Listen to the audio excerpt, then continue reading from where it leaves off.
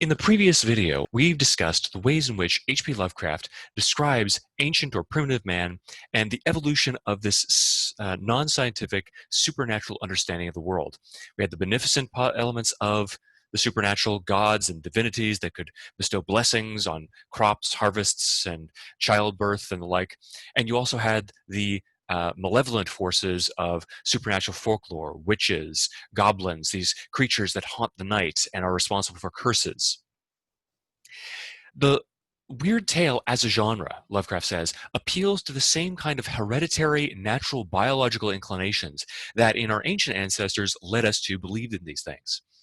People don't necessarily believe in ghosts, goblins, and gremlins being responsible for the travails of their daily existence or the failure of a crop harvest today. But that same tendency is inherited from our ancestors on both a physiological level, on the level of our genetics, and also on a cultural and sociological level. We inherit the narratives or stories of our past, and these things that we used to believe in still carry with them a sensation of danger, the unknown, the threatening nature of the weird, even though we don't actually believe in them. The weird tale captures these sentiments and presents them to us in an artistic form. It's designed to reflect and to cause us to feel those sensations again, even though we are in Lovecraft's view, evolved scientific age when we don't believe in supernaturalism anymore. When we read about stories of the supernatural, wherein the laws of nature as we understand them are overturned or are demonstrated to be false impositions, we get those feelings again. Now, in his definition of the weird tale that he presents to us in supernatural horror and literature, H.P. Lovecraft fixates on personal and collective inheritance, how we as a species have inherited genetic predispositions from our ancient ancestors towards this belief in supernaturalism, and how we as a culture, or any culture, has inherited a certain set of beliefs or instantiations or representations of these hereditary ancient fears. So each group, each culture has its own mythology, its own set of folkloric beliefs that have instantiated the feelings of the supernatural and the weird, that terror of the unknown. One of the reasons that H.P. Lovecraft is so focused on this idea of inheritance is explained in his philosophy of mechanistic materialism. What I'd like you to do in order to understand this idea of mechanistic materialism is to pause this video and take a look at the video that I have posted from the film Watchmen in the description section of this video. Once you've done that, return here and we'll go over mechanistic materialism, H.P. Lovecraft's philosophy. All right, so in that video clip that you just watched, a nigh omniscient being, Dr. Manhattan, a quasi-superhero in this grim dystopian superhero universe of Watchmen, has just decided to leave Earth. And he has gone to Mars in order to escape from the travails of dealing with human beings. Well, there he reflects, perhaps nothing is made. Perhaps it's all just a watch or a clock without a clockmaker.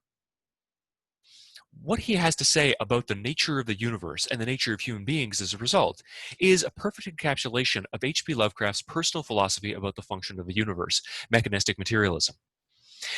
When he says that the universe is just like a clock without a clockmaker, you can think about a clock and the interior workings of a clock as just a series of gears.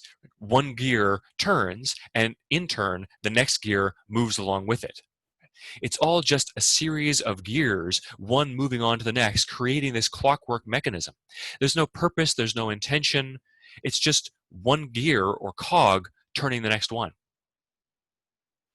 It seems like there's some kind of animating force, but it's all just material, necessary logical physical consequences of motion. In the same way that I could pick up a die or a ball and let it drop to the ground, and I know with 100% certainty what's going to happen to it, because there are physical laws that govern its motions, those laws of gravitation. Materialism is the philosophy that all we see about us is matter. There's no spirit, there's nothing that is not physical. So mechanistic materialism, when you put them together, tells us that everything in the universe seems like it has a watchmaker, perhaps, or a clockmaker. It seems like there's some sort of force behind things. But in the end, it's only the necessary, logical, inescapable conclusions of a series of physiological events. So one gear turning the next, or a series of billiard balls colliding. Take, for example, the human mind. It seems like the human mind has something transcendent about it. We're not just matter. But to the mechanistic materialist, he says, no, your mind physically is just the result of a sequential series of evolutionary processes that have culminated in the operation of your brain. A 2-pound piece of matter that has nothing transcendent, nothing non-physical about it. You are just your physical body. Everything is just physical. As a result, you don't really have free will. What you think are your choices are really just the necessary and natural consequences of, let's say, electrons colliding inside your brain, the motion of atoms. And that motion of atoms was the consequence of what the state of the universe was 1 microsecond before. Each event that we see in nature and each choice that we think we make is merely a consequence of the preceding set of conditions in the physical universe, the position of every single atom and molecule inside of our bodies and inside of our brains, or inside of the universe as a whole, and the natural laws that govern the universe. For instance, if I start a ball rolling across a table, I know it's going to tumble off the end. I can tell you with 100% metaphysical certitude that that ball is going to fall off the table because I know the ball has a certain velocity, it's moving at a certain speed in a certain direction, it's heading towards the edge of the table, and I know that when it reaches the edge of the table, gravity is going to take over and cause it to fall to the ground. That is a mechanistic process. Nothing's going to interfere with it unless I put my hand there, and then in that case, it's just another material force interfering with that system. So as a consequence of this philosophical belief that the universe is like a giant clock, one piece moving another, and the universe is purely material. There's no spirit, there's no God, there's no soul. There is nothing but what we can feel, touch, see, and taste with our senses empirically. Because of that, free will is an illusion. You think you make choices, but in the end, it's just a natural and necessary consequence of the physiological operation of your brain. You could never have chosen otherwise than you did. And all events are ultimately purposeless because they're a natural consequence of what came before.